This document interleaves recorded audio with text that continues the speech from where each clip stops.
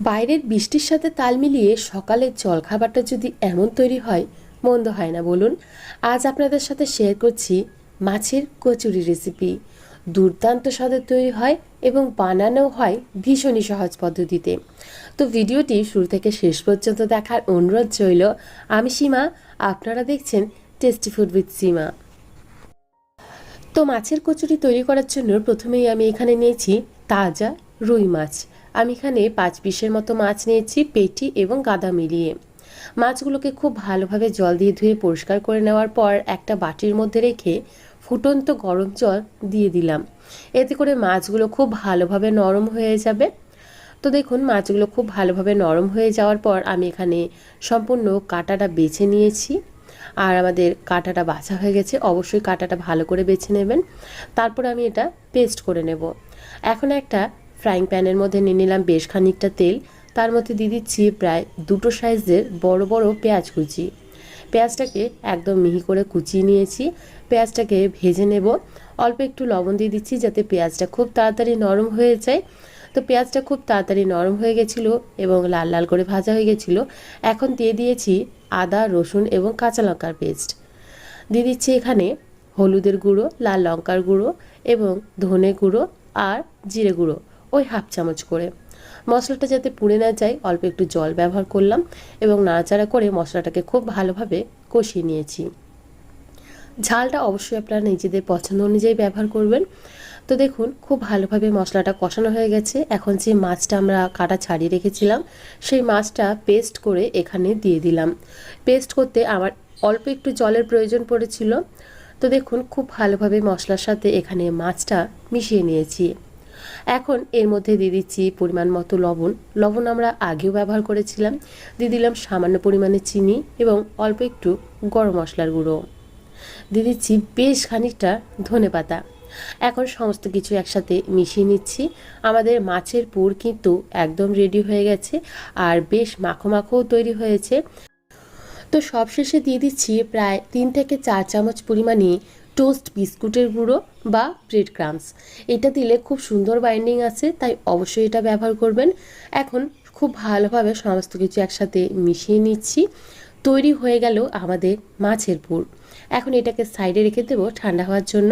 অন্যদিকে একটা পাত্রের মধ্যে নিয়ে নিচ্ছি এখানে 3 কাপ পরিমাণে ময়দা। আমি এখানে 3 কাপ ব্যবহার করেছি, তবে আপনারা নিজেদের পরিমাণ অনুযায়ী এখানে ময়দাটা ব্যবহার করে নিয়ে নেবেন। সাথে দিয়ে দিলাম অল্প পরিমাণে লবণ এবং সাদা তেল ময়ানের জন্য। তো খুব ভালোভাবে ময়দাটার সাথে তেল এবং লবণটা মাখিয়ে ময়ানটা দিয়ে নিয়েছি। তারপর জল দিয়ে ময়দাটাকে মেখে নেব, যেমন আমরা রুটি, লুচি, পরোটার জন্য ময়দা মেখে থাকি। তো দেখুন, আমার এখানে ময়দাটা মাখা হয়ে গেছে। উত্তর কলকাতার এই মাছের কচুরি একটা বিখ্যাত খাবার, আর খেতে কিন্তু হয় অসাধারণ স্বাদের। বাড়িতে একবার অবশ্যই ট্রাই করে দেখবেন।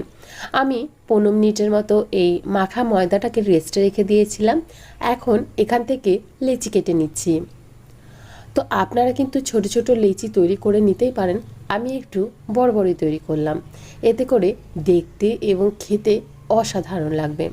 তো সমস্ত লেচি কাটা হয়ে গেছে। এখন একটা লেচি নিয়ে হাতের সাহায্যে এভাবে গোল করে নিলাম। তারপর দুটো আঙুলের সাহায্যে এভাবে বাটি তৈরি করে নিলাম, যাতে আমরা সহজেই পুরটা ভরে নিতে পারি। এখন যে মাছের পুরটা তৈরি করে রেখেছিলাম সেটা খুব ভালোভাবে ঠান্ডা হয়ে গেছে। এখান থেকে অল্প একটু পুর নিয়ে হাতের সাহায্যে গোল করে বাটির মধ্যে দিয়ে দিলাম। বাটির মুখটা খুব ভালোভাবে আটকে নিচ্ছি। দেখুন, আমাদের লেচির মধ্যে পুর ভরা হয়ে গেছে। আর এভাবেই আমি সমস্ত পুরগুলো ভরে নেব। একইভাবে আমি সমস্ত পুরগুলোই ভরে নিয়েছি লেচির মধ্যে। তো সমস্ত লেচিগুলো আমি এখনই ভাজবো না। আমি বেশ কিছুটা লেচি এভাবে তেলের মধ্যে ডুবিয়ে আমি একটা টিফিন বক্সের মধ্যে রেখে দিয়েছি। এটা ফ্রিজে রেখে দেবো। এটা আমরা 2 দিন থেকে 3 দিন পর্যন্ত সংরক্ষণ করে খেতে পারবো। এখন একটা লেচি নিয়ে নিলাম। লেচিটাকে এখন বেলে নিচ্ছি। অল্প একটু তেলের সাহায্যে বেলতে পারেন, তবে আমি এখানে তেলও ব্যবহার করিনি। তো দেখুন, এভাবে আমি বেলে নিয়েছি। আমাদের একটা কচুরি বেলা হয়ে গেছে। আর একইভাবে আমি সমস্ত কচুরিগুলোই বেলে নেব। অন্যদিকে একটা কড়াইয়ের মধ্যে বেশ ভালোভাবে তেলটা গরম হতে দিয়েছিলাম। তেলটাও গরম হয়ে গেছিলো। তারপর এখানে কচুরিটা ছেড়ে দিলাম। দেখুন, নিজে নিজেই কিন্তু ফুলতে শুরু করেছে। একটা ছান্তার সাহায্যে এভাবে তেলটা কচুরির ওপরে দিলে কচুরিটা একদম বলের মতো ফুলে উঠবে। দেখুন কতটা সুন্দরভাবে ফুলে উঠেছে, আর পুর কিন্তু কোনোভাবে বেরিয়ে যায়নি। তো খুব ভালোভাবে ভেজে নেওয়ার পর আমি এখানে তুলে নিচ্ছি, আর একইভাবে সমস্ত কচুরিগুলো ভেজে নেব। সব কটা কচুরি কিন্তু একই রকমভাবে বলের মতোই ফুলে উঠেছে, আর আপনারাও যদি এরকম তৈরি করেন আপনাদের কচুরিও কিন্তু ঠিক একইভাবে একই রকম তৈরি হবে। তো দেখুন সমস্ত কচুরি আমি ভেজে নিয়েছি, সব কটা কচুরি কিন্তু একদম ফুলকো ফুলকো তৈরি হয়েছে, আর খেতেও অসাধারণ হয়েছে। এখন পরিবেশন করে নেব।